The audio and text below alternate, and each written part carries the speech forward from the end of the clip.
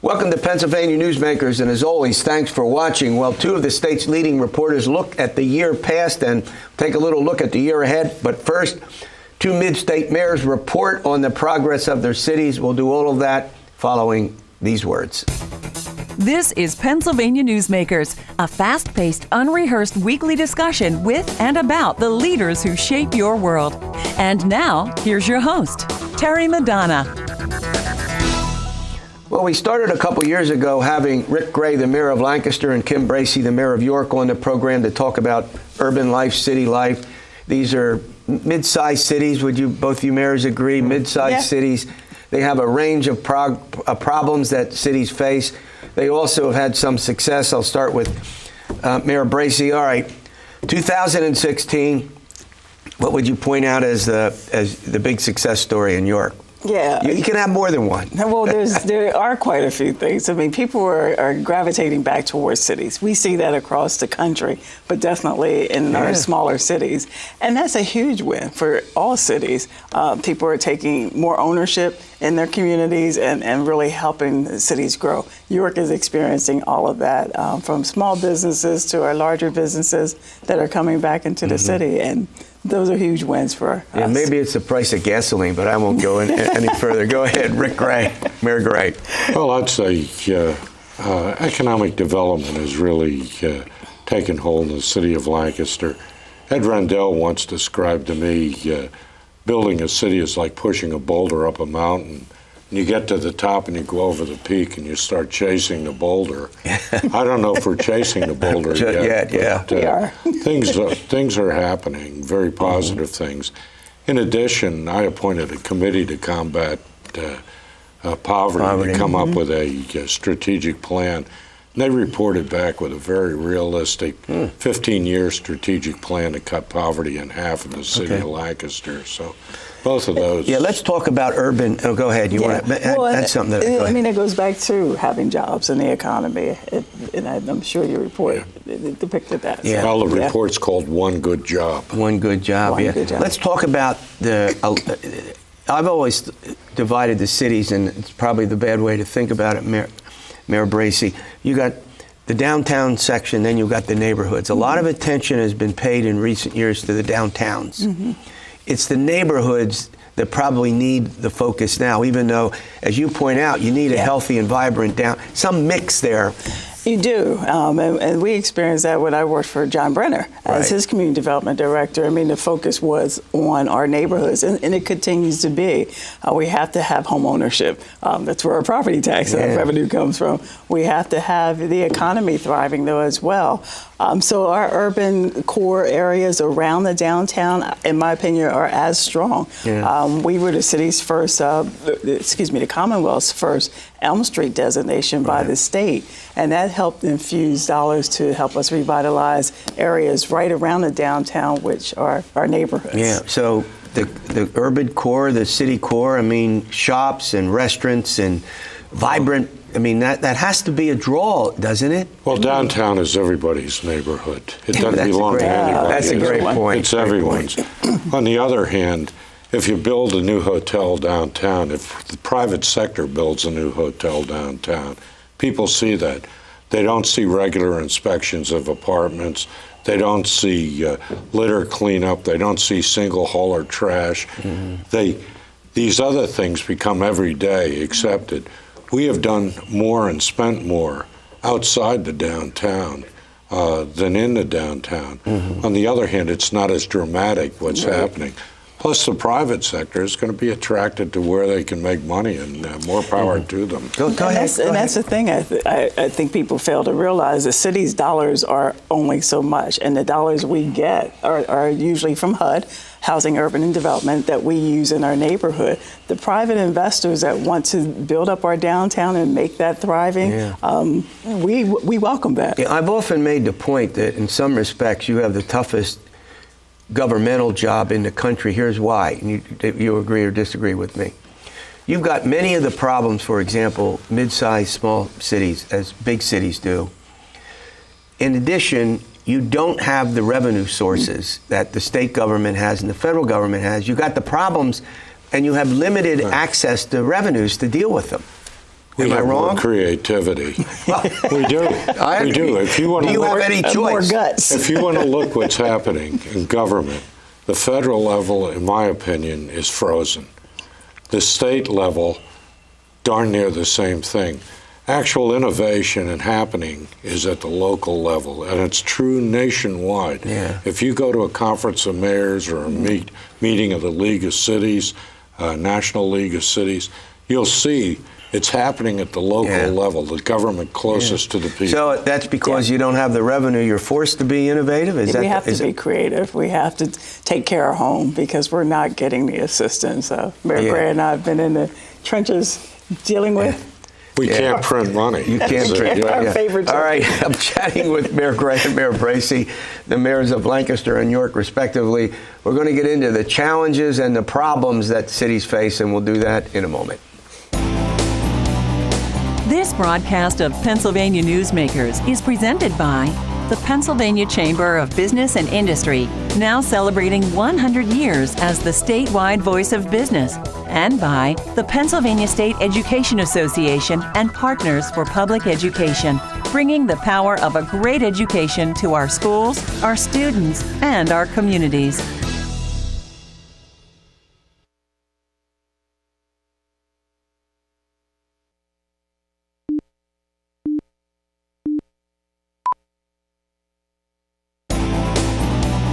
This broadcast of Pennsylvania Newsmakers is brought to you by the Pennsylvania Highway Information Association, the go-to source to learn about transportation projects and issues. Please visit pahighwayinfo.org. And by the Pennsylvania Manufacturers Association. Business in Pennsylvania is our business. Mayor Gray of Lancaster and Mayor Bracey of York are my guests this week. All right, let's turn to you, Mayor Gray. Number one, drugs, crime, the neighborhoods. I mean, is that your biggest challenge right now for cities? Well, there's some of the challenges. I mean, drugs, you look at the heroin epidemic, and it became an epidemic when it got outside the city. When it was in the city, it was just a problem. I understand your point. I mean, that's everywhere in Lancaster County. The number of deaths by overdoses is, heart-rending. Yeah. Crime is not just a city problem. Right. And in fact, the crime rate, I think for both of our cities, has been pretty flat. Been flat for the last 10 years. We both have good police departments that are dealing with it. Unfortunately, people tend to stereotype the cities. If something happens in York and Harrisburg, they think it's Lancaster, so it's and vice versa. Yeah, that's a good point. And that's probably one of our challenges. The perception and everything that people have of cities. Absolutely, the perception. The future is with the cities in the United States. Look where the population growth is. Look where the younger people want to be. Look where the people who are older, who have enough money to live where they want to, look where they're moving. They're moving into the cities, back to walkable communities. Same question. Definitely. Drugs, crime. Crime. I mean, they make the headlines. That's what makes the news, and it's flat right now. In fact, since I took office, I mean, we are watching crime go down by 30%, and we are seeing that across the board. It's pretty good for Europe, but it's not unique to cities, and that's probably our major issue, though. At the same time, so it's a challenge trying to deal with it. So would you agree? I mean, the perception. You're dealing also with a serious perception problem in some cases, right? Indeed. And one that we try to overcome with all the good things that are happening as well, too, as the mayor spoke about people moving back to the city for reasons, it becoming more pedestrian friendly, more restaurants, more shops, a nice environment to be raising families. If you had one thing you wanted the state of Pennsylvania to do for you, new session's going to start, what would it be? Pension reform. Pension reform and the ability. Big surprise there. And the ability really to develop other sources of revenue other than property taxes, which is just, property taxes are okay if they're at a low level, but to try to finance police, schools, fire department, county government, off of property owners, it just doesn't work. It's hit the You shook your head yes, and I think you're in agreement, right? Many times we've been here with you, we continue to talk about the need for the municipal pension reform, and we continue to knock on the doors. And you know what's fascinating, Mayor, is all the discussion that I hear in Harrisburg, not all of it, but 99% is the two big state pension systems. And we get that. But the municipal pensions, I mean, the reports that I've read indicate it's a problem. There's no doubt. But right. We understand they need to take care of the state pension issues. That is huge. We just don't want to be left behind and forgotten about as they address that. This issue, we're their constituents as well. Yeah, and we sure. are struggling to maintain what government is saying we need to have in our cities. Did you want to add? Well, if we raise property taxes, the General Assembly doesn't share in any of the blame, though it might be their fault for not acting. They're going to have to act. They're going to have to do some things rather than just pass the buck down to the municipal governments. Yeah. And we've got to make that clear. Well, look, I want to thank both of you. Now I can't have you back. You're not seeking re-election, but I can have you back before you leave. We'll get you back in the fall, both of you. We could have a We chat. look forward to it. We want an update. All right, we're going to hear from two of the state's top reporters on. We had an interesting 2016. What's ahead in 2017? We'll get to that.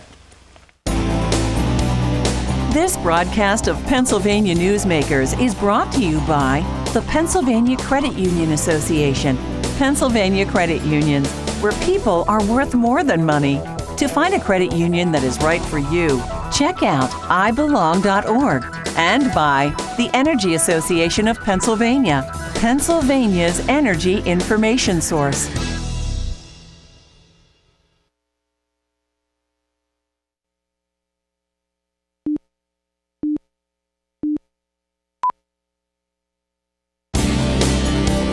This broadcast of Pennsylvania Newsmakers is presented by the Hospital and Health System Association of Pennsylvania, working towards a healthy Pennsylvania, and by the Pennsylvania Coal Alliance, representing companies involved in America's most affordable, reliable energy source. To learn more, visit pacoalalliance.com. Well, welcome back. Well, joining me, two of the state's leading reporters, Angela Couloumbis, she's with the Philadelphia Inquirer, and Steve Esack with the Allentown Morning Call. Angela, I'll start with you. Some of the big stories of last year are going to be the big stories of 2017. The budget probably will lead the pack in the state the state capitol. We have some unfinished business from last year in this current year's budget that the legislature needs to tackle when it returns this month. Right. Also, we have the next budget address due in February. Right. It is likely going to be another nasty fight between Governor Wolf, who is a Democrat, and the Republican-controlled legislature. Yep. Although Governor Wolf this time has said that he does not intend to increase broad-based taxes such as sales and income, which leaves the question, how are you going to deal with this ballooning deficit that exists going forward? All right, let's talk about the unfinished business. There's two aspects of gaming. We're supposed to have internet gambling, and we're supposed to have slots at the airports, Steve? Well, the House Republicans passed that bill last year that expanded a whole host of gaming stuff. You mentioned the slots at the airports and slots at basic social halls, your firemen's halls, that sort of thing. But the Senate Republicans don't want that. They believe that will just hurt the existing state's casinos that exist. Yeah. So what we're left with is an expansion of internet gambling. But that industry in itself is changing. You're going to have the big like FanDuel and DraftKings merge and that sort of thing. So that is a changing landscape, and they booked a lot of money into this unfinished budget as revenue to at least balance the budget on paper. That they still need to do that. There's another piece of the gambling that the legislature was not expecting, and that involves a state Supreme Court decision which struck down part of the decade-old gambling law, and that required casinos to pay a host fee to local towns, local and communities, they still need to fix that. Yeah. All right. One of the things that you wrote a lot about was corruption, public corruption. Kathleen Kane, Rob McCord, of course, that was a year earlier. Right. Well, last year in 2016, we had the culmination of the Kathleen Kane saga. She was convicted and sentenced up to 23 months in jail for leaking confidential grand jury information in a quest to get back at her enemies or people who she perceived as her enemies. She is out on bail currently, pending the outcome of any appeals, which are expected within the next few weeks. But beyond that, we also had in 2016 another state treasurer, Barbara Hafer, who was charged with lying to federal authorities they had been questioning her about payments that she had taken from after she left office from a vendor who had done business with Treasury. Yeah, it's like there's no learning curve in the state legislature, Steve. Well, no, and not only that, but it's these row offices, and in this coming year, we're going to have two new row officers and Auditor General Eugene D. Pasquale, who has basically run the cleanest shop, and that has been the cleanest shop going back several years as far as the row offices are concerned. You have Democrat Josh Shapiro coming in, and it'll be interesting to see how he handles that office. He made a very smart political, not only a political move, but administrative move by hiring Michelle Henry, the Bucks County Assistant District Attorney, who helped prosecute Kathleen Kane. She is well respected in law enforcement circles and is one of the best trial lawyers I've ever seen. So let's see how he's going to handle that. You also have a new treasurer coming in, Joe Torsello. And we can't even get into the fact that we have three Democrats that are young and, reasonably aggressive. I'm not saying that in a negative way. How many different ways can we spell run for another office, right? Well, which has typically been the case. And Governor Wolf is up next year for re-election for a second term, and he already has a stated opponent on the Republican side. That would be Senator Wagner. And that, I believe, that dynamic is really going to shape, wrongly or rightly politics and policy coming out of the state capitol. All right, we're going to run to a break. Now, they did not mention one very important topic, which I'm going to bring up with them after the break. This broadcast of Pennsylvania Newsmakers is brought to you by the Pennsylvania Medical Society. Inspired physicians committed to the good health of Pennsylvanians and the advancement of the practice of medicine. And by the Pennsylvania Healthcare Association, advancing quality, improving lives.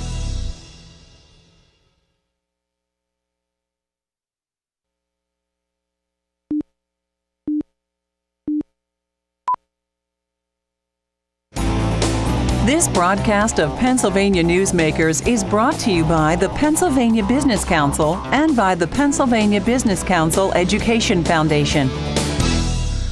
All right, we're talking about the big issues that occurred last year in the state. We're moving forward and looking at this year. We're doing it in combination with Steve Esack, Allentown Morning Call, and Angela Couloumbis, Philadelphia Inquirer. You all did not mention one topic. Now, I wonder what that topic would be, and you can both groan. Go ahead, Angela. The pensions. And it was purposeful because it has become really the Groundhog Day issue of state budget negotiations. Even under former Governor Corbett, this issue was really at the top of the list during budget negotiations. It was a Republican governor, a Republican state legislature. They couldn't figure it out. They couldn't agree. And not only that, but the Republican legislature didn't want to do what Governor Corbett wanted to do. But this is eating up a huge chunk of the state budget. It's a $50 billion, who knows what it actually is, that long-term debt, right? Right. I believe Governor Corbett once called it the Pac-Man of the budget because it eats up all of these dollars that could otherwise be going to really good state programs that people want. So what's your prognosis? I'm not sure if they can get it done again. It's an election year coming up. So we're in election season. Exactly. You're exactly right. They're thinking, go ahead. And I just don't think that there's enough consensus. The Senate wants to do one thing. Right. It goes over to the House, and there's all these carve-outs. First of all, there's all these carve-outs. The state police get carved out because they don't do Social Security. Then you have other law enforcement gets carved out. And then the House Republicans carve out the existing legislators. So it's a big mess. It's a carve-out mess. All right. As we move forward, you both agree the budget's the big issue. But Angela, what about what Governor Wolf has said about streamlining state government, creating more efficiencies? I must tell you, that sounds like it's the buzzword in the Capitol now. It's like rethinking how government works, and nobody has defined what that means. And there are a lot of sacred cows buried within that catchphrase Angela just said. Is just, okay, what do you do with all these rural communities that rely on state police? Are you going to start requiring them to pay for the that? State police? Are you going to start doing other things like that? Well, the majority leader in the House has basically said that they are looking at perhaps doing some merging of state departments. Let's see how that plays out, and possibly doing some privatization of certain services. Which ones, nobody quite knows. Normally that's a no-no to Democrats. Right. Go ahead. And I was going to say that there's also corrections, is the number of prisoners has gone down. I believe the legislature is going to want to see has it gone down enough that they can close a facility. I'm not sure if they can, but with the opioid crisis going on, that kind of thing, and there's all this talk of changing the way the state does its corrections, they're going to look to save money. All right, before I let you go, but we still have a problem, and I'll define it this way. We have, and I'm not using this in any pejorative way, a very conservative state legislature, perhaps the most conservative in modern history, and a very liberal governor.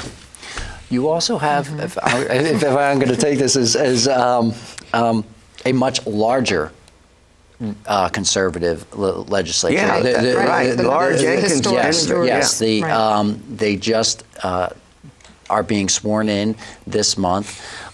And a lot more Republicans in the Senate, some more in the House, and you have a lot of issues going on there. Final word, it's going to be a tough year. It's going to be a very tough year for Governor Wolf. He's going to need a lot of allies, and he's going to need to be extraordinarily strategic in how he goes about negotiating with the legislature. Well, we're going to have a lot to talk about in, shall I say, weeks and months, and who knows, maybe years ahead, but thanks for coming in. I appreciate it. All right, we'll see you next week for another edition of Pennsylvania Newsmakers, and as always, stay well.